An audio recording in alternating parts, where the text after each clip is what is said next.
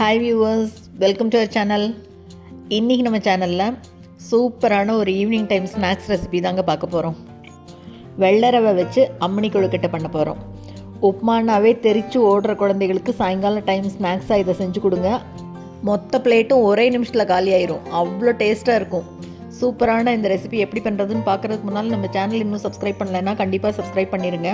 கூடவே பக்கத்தில் இருக்கிற பெல் ஐக்கானில் ஆல்ங்கிறத தட்டி விடுங்க. ஸோ நான் போடுற வீடியோ எல்லாமே உடனுக்குடனே நோட்டிஃபிகேஷனாக வந்துடும்.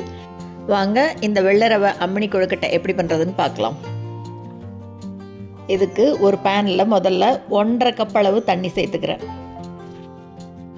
1.5 கப் அளவு தண்ணி சேர்த்துட்டு அப்புறமா அடுப்பு பற்ற வச்சுக்கலாம். நம்ம இப்போ தண்ணி லேசாக கொதி வர ஆரம்பிக்கட்டும். பாருங்கள், தண்ணி கொதி வர ஆரம்பிக்கும் போது கொஞ்சமாக உப்பு சேர்த்துட்டு இது கூடவே 1 டேபிள் ஸ்பூன் அளவுக்கு நல்லெண்ணெய் சேர்த்துக்கணும்.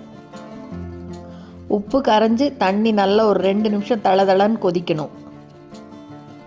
பாருங்கள், நல்லா தண்ணி இப்படி கொதிக்க ஆரம்பிக்கும் போது இப்போ அடுப்பை சின்னது பண்ணிடலாம்.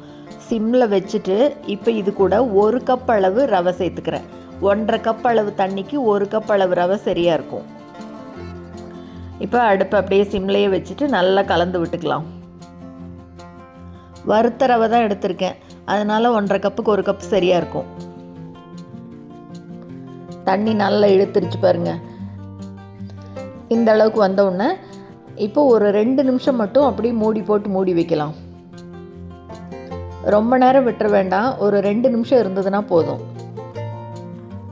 பாருங்கள், ஒரு 2 நிமிஷம் கழித்து எடுத்து பார்க்கலாம்.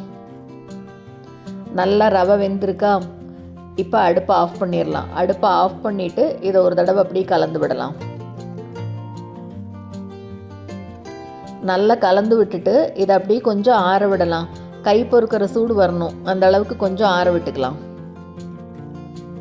பாருங்கள், நல்லா கை பொறுக்கிற சூடு வந்ததுக்கப்புறமா கையில் எண்ணெய் தொடச்சிட்டு இப்போ இதை நல்லா பிசைஞ்சு விடணும். ரவை நல்லா அப்படியே இழுத்து இழுத்து பிசைய செண்டு மாதிரி எப்படி சும்மா சாஃப்டாக வரும். நம்ம பிசைகிறதுலையே அப்படி மாவு மாதிரி வந்துடணும். ரவைங்கிறதே தெரியக்கூடாது, அப்படி நல்லா இழுத்து பிசையணும். போதும். பாருங்கள், நல்லா அப்படியே உருண்டையாக செண்டு மாதிரி வந்திருக்கா? இந்த அளவு வந்ததுன்னா போதும்.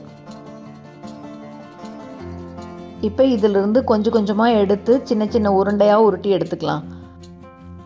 2 கையிலையும் நல்லா எண்ணெய் தொடச்சிட்டு சின்ன சின்ன உருண்டையாக எடுத்து நல்லா அழுத்தி உருட்டிக்கணும். உடையக்கூடாது, கீரல் இருக்கக்கூடாது. அந்த மாதிரி நல்லா சாஃப்டாக பாருங்கள், இந்த மாதிரி இருக்கணும். மாவு பிசைகிறதுல தான் இருக்குது, ரவைனே தெரியக்கூடாது. அவ்வளோ அளவுக்கு மாவை நல்லா உருட்டி உருட்டி சாஃப்டாக பிசைஞ்சுக்கணும். நல்லா அப்படியே உருண்டையாக வருது பாருங்கள். எல்லாத்தையும் இதே மாதிரி சின்ன சின்ன உருண்டையாக நல்லா நைஸாக உருட்டி எடுத்துக்கலாம். தண்ணி அளவு மட்டும் கரெக்டாக இருந்ததுன்னா போதும். நல்லா இந்த மாதிரி மாவு பிசைஞ்சு சூப்பராக உருட்டி எடுத்துக்கலாம். பாருங்கள், எல்லாத்தையும் இப்போ உருட்டி எடுத்தாச்சு. இப்போ இதுக்கு ஒரு தாளிப்பு போட்டுடலாம். ஒரு பேனில் கொஞ்சமாக எண்ணெய் சேர்த்துக்கலாம். ஒரு 2 ஸ்பூன் அளவு சேர்த்தினா போதும். எண்ணெய் நல்லா சூடான உடனே கடுகு சேர்த்துக்கலாம். கடுகு பொரியட்டும். இப்போ இது கூடவே கொஞ்சமாக ஒரு 1/2 டீஸ்பூன் அளவு சீரகம் சேர்த்துக்கலாம்.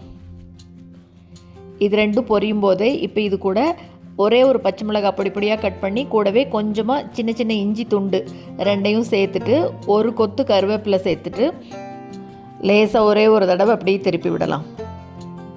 அப்போவே தண்ணி கொதிக்கும் போது அந்த ரவை கலவா மட்டும் கொஞ்சமாக உப்பு போட்டிருந்தோம். இப்போ இந்த தாளிப்புக்கு கொஞ்சம் உப்பு சேர்த்துக்கலாம். கூடவே கொஞ்சமாக மஞ்சள் தூள் சேர்த்துட்டு ஒரு 1/4 டீஸ்பூன் அளவு பெருங்காயத்தூள் சேர்த்துக்கலாம். இது கூடவே பாருங்கள், மிளகாய்த்தூள் சேர்த்துக்கிறேன். ரொம்ப ரொம்ப கம்மியாக சேர்த்துக்கிறேன். பச்சை மிளகாய் வரை சேர்த்துருக்குமா, அதனால் ரொம்ப காரமாயிரும். 1/4 டீஸ்பூன் அளவு மிளகாய்த்தூள் சேர்த்துட்டு இப்போ இந்த பால்ஸ் எல்லாம் இதில் சேர்த்துக்கலாம். அடுப்பு சிம்லேயே இருக்கட்டும். அப்படி உடையாமல் மெதுவாக திருப்பி கலந்து விடணும். தாளிப்பு எல்லாத்துலேயும் நல்லா கோட்டாகிற மாதிரி கலந்து விடணும். ரவை நல்லா அழுத்தி உருண்டை பிடிச்சிருக்குமா, உடையாது பாருங்கள். இப்போ இதை நல்லா கலந்து விட்டுட்டு மூடி போட்டு மூடி வச்சிடலாம். ஒரு 2 நிமிஷம் மட்டும் சிம்மில் இருக்கட்டும். ரொம்ப நேரம் விட்டுறக்கூடாது. ஒரு 2 நிமிஷம் மட்டும் இருந்தால் போதும். கலர் மாதிரி கருக ஆரம்பிச்சிடும். 2 நிமிஷம் கழித்து எடுத்து பார்க்கலாம். பாருங்கள், எவ்வளோ சூப்பராக அருமையாக வந்திருக்கு.